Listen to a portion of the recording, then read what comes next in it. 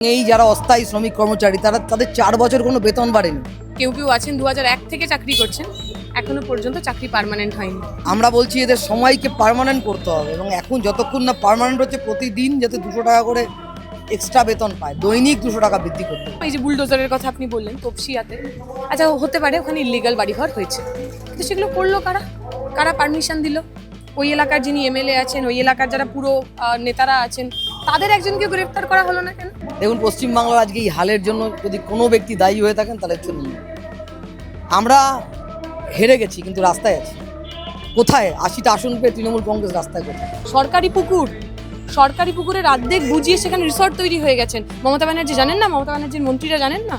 এখানকার যিনি মন্ত্রী ছিলেন, এখানকার যিনি এমএলএ ছিলেন, তিনি জানেন, সব জানেন। এখন ঝান্ডা পাল্টে বাজবার চেষ্টা করছে। রাজ্যের পৌরসভাগুলির বেহাল দশা, কোথাও বেতন নেই নিয়মিত, কোথাও আবার স্থায়ী কর্মীদেরকে অর্থাৎ অস্থায়ী কর্মীদেরকে স্থায়ীকরণ করা হচ্ছে না বছরের পর বছর ধরে।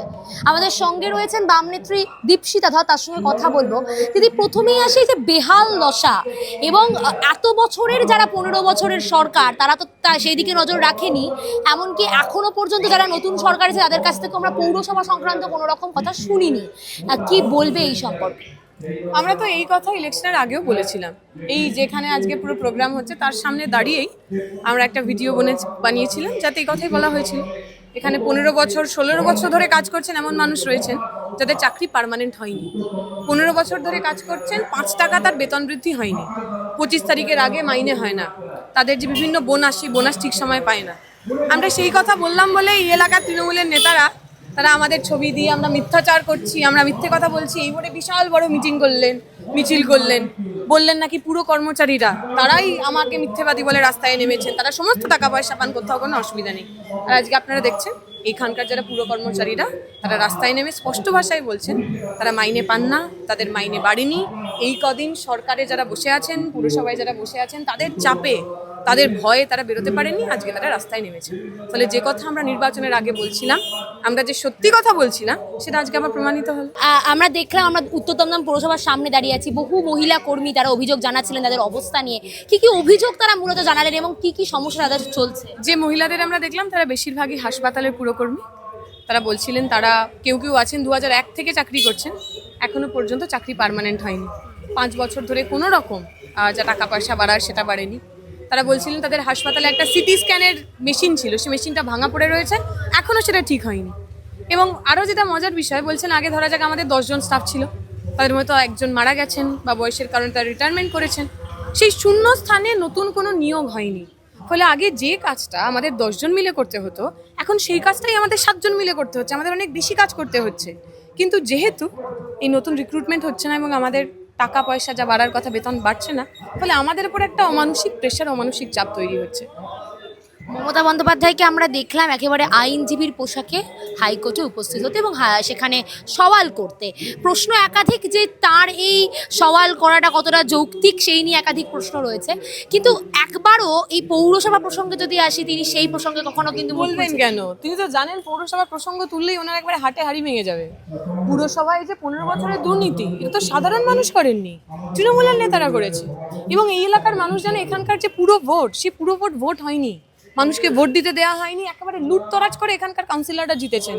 এবং লুটতরাজ করে জিততে হয়েছে যাতে এই মৌরুসি পাট্টা, টাকা কামানোর জায়গাগুলো বজায় থাকে। এখানকার যিনি চেয়ারম্যান, সরকারি পুকুরের অর্ধেক বুঝিয়ে সেখানে রিসর্ট তৈরি হয়ে গেছেন। মমতা ব্যানার্জি জানেন না? মমতা ব্যানার্জির মন্ত্রীরা জানেন না? এখানকার যিনি মন্ত্রী ছিলেন, এখানকার যিনি এমএলএ ছিলেন, তিনি জানেন, সব জানেন। মমতা ব্যানার্জির পাশেই তো এই এলাকার যিনি এমএলএ, যে এলাকার যিনি মন্ত্রী, তিনি বসেছিলেন, কিচ্ছু জানেন না তিনি? এইগুলো সবটা জানেন। এরা সবাই মিলেই পশ্চিমবঙ্গের বুকে দাঁড়িয়ে যে চুরি দুর্নীতি, সেই চুরি দুর্নীতির কাজ করেছে। ভোট পরবর্তী হিংসা প্রসঙ্গেই আসি, বিধানসভায় একেবারে কিন্তু সেই নিয়ে তুলকালাম হয়েছে যে ভোট পরবর্তী হিংসা নিয়ে একাধিক কেউ তৃণমূল বলছে যে বিজেপির জানা উচিত, বিজেপি বলছে তৃণমূল এই নিয়ে কথা বলতেই পারে না। কি বলবে এই প্রসঙ্গটি? তার সঙ্গে আমরা বলবো অবশ্যই ভোট পরবর্তী হিংসা সেটা বন্ধ হওয়া উচিত। সেটা যখন তৃণমূলের সময় তৃণমূল করতেন তখন আমরা তার বিরোধী ছিলাম, সেখানেও বিরোধী দল যার মধ্যে আমরা আছি, যার মধ্যে বিজেপি রয়েছে, তারা আক্রান্ত হয়েছে। এবং এখন আমরা দেখছি সেই ভোট পরবর্তী হিংসা সেটা কন্টিনিউ হচ্ছে, মানে তার মধ্যে কোনো ছেদ আসেনি। এবং আমরা যা দেখলাম, এই যে বুলডোজারের কথা আপনি বললেন তপসিয়াতে, আচ্ছা হতে পারে ওখানে ইলিগাল বাড়িঘর হয়েছে, কিন্তু সেগুলো করলো কারা? কারা পারমিশন দিল? ওই এলাকার যিনি এমএলএ আছেন, ওই এলাকার যারা পুরো নেতারা আছেন, তাদের একজনকে গ্রেফতার করা হলো না কেন? তাহলে তাদের গ্রেফতার না করে যারা এই পুরো দুর্নীতিটা করতে সাহায্য করলেন, অনেক এমন সাধারণ গরিব মানুষ রয়েছে যারা হয়তো এত নিয়ম কানুন জানেন না, তাদের বলা হয়েছে এইখানে টাকা দাও, এইখানে কাগজ দাও, তোমার একটা বাড়ি হয়ে যাবে, তারা হয়তো দিয়েছেন। তাহলে যারা পালের গোদা, তাদেরকে আগে জেলে না পুড়ে তাদের বাড়ি ভেঙে সাধারণ মানুষের কাছে টাকা ফিরিয়ে না দিয়ে বুলডোজার দিয়ে ভেঙে দেওয়ার তো কোনো লজিক নেই। বেআইনি নির্মাণ ভাঙারও একটা প্রসিডিওর আছে, একটা প্রসেস আছে, সেই প্রসেসটা পালন করা হোক। যে মানুষ ওখানে রয়েছেন তাদের সময় দেওয়া হোক, তারা যাতে কিছুটা সময় নিজেদের বাঁচাতে পারে। এবং কলকাতা হাইকোর্টও এই বুলডোজার দিয়ে যে তিলজলা বাড়িটা ভাঙা হচ্ছে সেখানে স্থগিতাদেশ দিয়েছে। সেটাই স্বাভাবিক। এবং আমার তো মনে আছে আমাদের যিনি কলকাতার পুলিশ কর্তা, তিনি তো বললেন যে বুলডোজার ভাড়া দেওয়া যাবে না, বুলডোজার ব্যবহার করা যাবে না, তাদেরই তো কথা। তাহলে সেখানে দাঁড়িয়ে একদম নির্বাচনের পর এই যা করা হলো, এটা তো ঠিক নয়, সঠিক নয়। আরো একটা প্রসঙ্গে আসবো, এই যে তৃণমূলের অন্দরের নেতাকর্মীদেরই তৃণমূলে আমার কিচ্ছু বলার নেই। তৃণমূলের নেতাকর্মী যারা এখন মুখ খুলছেন তারাও তো এই লাভের গুড় পেয়েছেন। যখন লাভের গুড় পাচ্ছিলেন তখন তো বলেননি, তখন প্রতিবাদ করেননি কেন? এখন যাদের বিরুদ্ধে এত কথাবার্তা বলছেন, যদি নির্বাচনে জিতে যেতেন তারাই তো তাহলে আমাদের অধিনায়ক, আমাদের ক্যাপ্টেন, আমাদের কপাল, আমাদের মাথা করে একেবারে ফটোতে ভরিয়ে দিতেন। এখন বলছেন কেন? তখন লাভের গুড় পাচ্ছিলেন, যা যা দুর্নীতি হয়েছে আজকে কেউ এসে নিজের গা থেকে সেই দুর্নীতির চুরির দায়ে ভার ছেড়ে দিতে পারেন না। তারা বলছেন খুব ভালো, আমি তাদের ওয়েলকাম করছি, কিন্তু যখন তারা সরকারে ছিলেন, যখন তারা ক্ষমতায় ছিলেন, তখন যদি বলার বুকের পাটাটা দেখাতে পারতেন তাহলে আরো বেশি ভালো হতো। এই যে পুরসভার বেহাল দশা, 15 বছরের দুর্নীতি আমরা দেখেছি, পুর নিয়োগ দুর্নীতিতে ইতিমধ্যেই গ্রেফতার হয়েছেন সুজিত বসু, কি বলবেন পুরো বিষয়টিকে? দেখুন, উত্তর ব্যারাকপুর পৌরসভায় বেআইনি নিয়োগ, উত্তর ব্যারাকপুর পৌরসভার শ্রমিক কর্মচারীদের মানে অস্থায়ী শ্রমিক কর্মচারীদের বেতন না পাওয়া, বেহাল পুরো পরিষেবা, এই সবটা নিয়ে কিন্তু আজকে আমরা এলাম এমনটা না, আমরা বহুবার এর সামনে এসেছি। এবং আমি নিজে একজন ট্রেড ইউনিয়নের কর্মী হিসেবে বারবার শ্রমিক কর্মচারীদের দাবি নিয়ে এখানে এসেছি, এবং তার সাথে যুক্ত হয়েছে পুরো পরিষেবা, নাগরিক বেহাল পরিষেবা। এবং এই যে এলোমেলো করে দেওয়া লুটে পুটে খায়, পৌরসভা যেভাবে লুটে পুটে খেয়েছে, তার বিরুদ্ধে আমরা বারবার দুর্নীতির বিরুদ্ধে সোচ্চার হয়েছে এবং নিয়োগ কেলেঙ্কারি নিয়ে কর্ণপাত করেনি। আজকে দেখুন আমরা এসেছি, চেয়ারম্যান পালিয়ে গেছে, এবং এই যারা অস্থায়ী শ্রমিক কর্মচারী তাদের 4 বছর কোনো বেতন বাড়েনি। আমরা বলছি এদের সময়কে পার্মানেন্ট করতে হবে, এবং এখন যতক্ষণ না পার্মানেন্ট হচ্ছে প্রতিদিন যাতে 200 টাকা করে এক্সট্রা বেতন পায়, দৈনিক 200 টাকা বৃদ্ধি করতে বলছে। এবং সেখান থেকে আমরা দেখতে পাচ্ছি যে বিভিন্ন অভিযোগ, আবারও বলছি যে দুর্নীতি, এই দুর্নীতি কি কি ঘটেছে এতদিনে? দেখুন, অবৈধ নির্মাণ, পুকুর ভরাট থেকে শুরু করে কন্ট্রাক্টারি, প্রমোটারি রাজ সবই চলেছে এখানে, সবই চলেছে। এখন ঝান্ডা পাল্টে বাজবার চেষ্টা করছে। এই পৌরসভা, এই 2022 সালের পুরসভা নির্বাচনে এখানে জোর করে দখল করা হয়েছিল, এবং দখল করে পৌর বোর্ড গঠন করা হয়েছিল। সিপিআইএম কয়েকটা সিট, সিপিআইএমের জেতা সিট, সেখানে এই যে এখন বলছেন শিবশঙ্কর ঘোষ, একে মারে হাসপাতালে ভর্তি করে দিয়েছিল। মানে যেমন করে খুশি হচ্ছে পৌরসভা দখলে রাখতে হবে, সেটাও আমরা দেখেছিলাম, তার বিরুদ্ধেও প্রতিবাদ করেছিলাম। হাওড়া পুরসভা নির্বাচন আমরা দেখছি বছর পর বছর এখনো হয়নি। আজকে দেখলাম অগ্নিমিত্রা পল বলছেন যে হবে, এখনো হয়নি। কি পরিস্থিতি হতে পারে, মানে এই এখনো পর্যন্ত নতুন যে সরকার এসেছে সেই সরকার এখনো পুরসভা নিয়ে কিন্তু কোনো মন্তব্য রাখছেন? দেখুন, নতুন সরকারের কাছে কখনোই একটা নতুন সরকার এসছে খারাপ মন্তব্য করা আমার রাজনৈতিক সৌজন্যের বিরোধী, আমি কখনোই সেটা করব না। কিন্তু আমি খুব বেশি আশা করতে পারছি না।